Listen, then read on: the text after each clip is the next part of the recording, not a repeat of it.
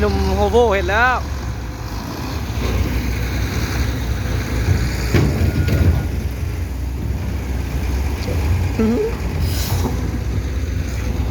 มอเตอร์เกรด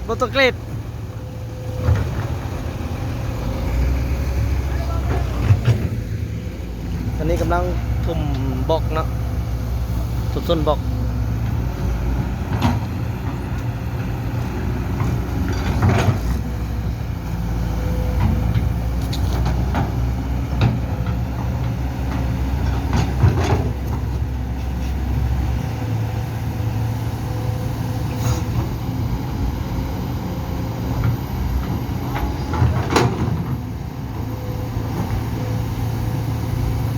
เจอกับหัวหน้าตุ้ง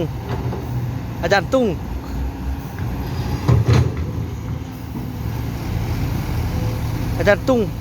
สายยู่โมเมนต์สายจกเนาะส่วนข้าพเจ้าเป็นสายจก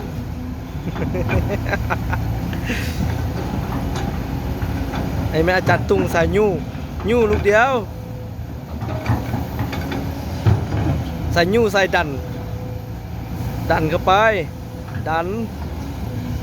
แล้ว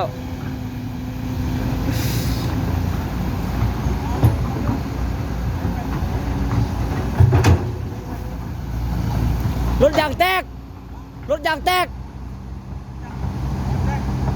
สัสิมาหาพยังไอ้โนมีโน่มาแล้วเนาะมีโน่กำลังมา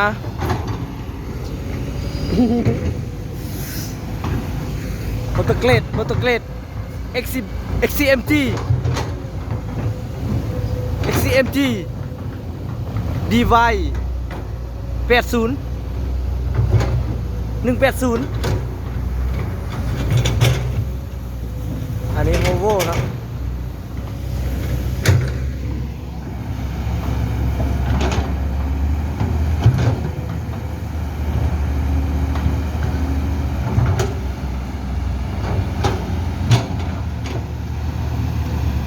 เห็นแล้วอาจารย์ตุ้งขึ้นแล้วอาจารย์ตุ้งสายดัน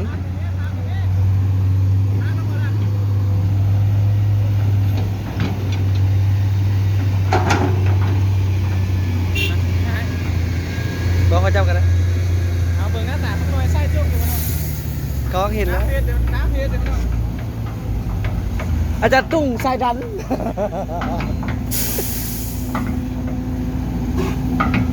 รถมันแห้งแน่เนาะ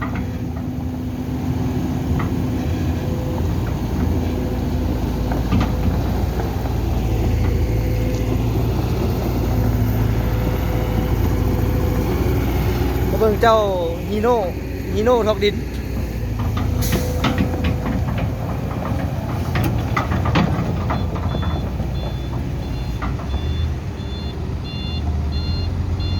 ทอกหินสับเบ็ด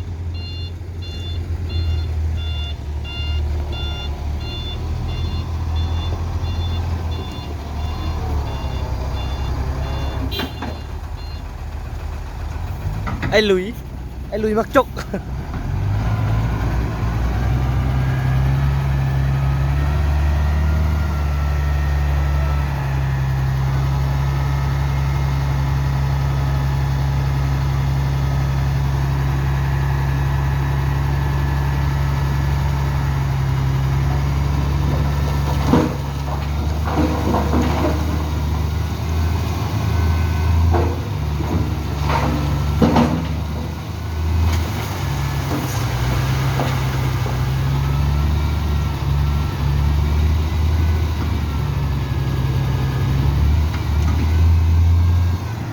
อาจารย์ตุ้งเห็นแล้วอาจารย์ตุ้งสายดันเห็นแล้ว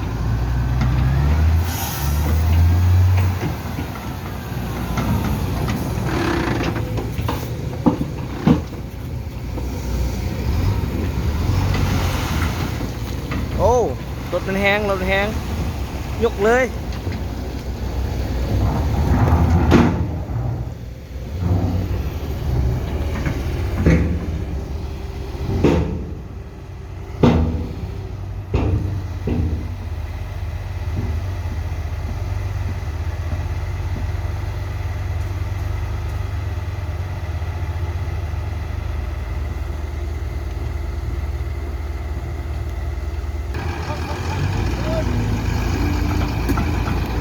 โฮโวแดง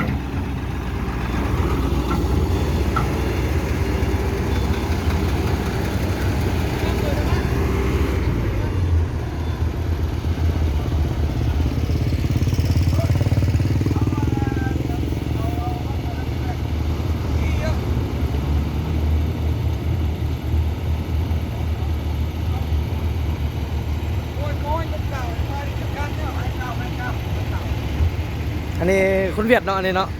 เวียดนามลงทางมาอยู่ลาวเนาะ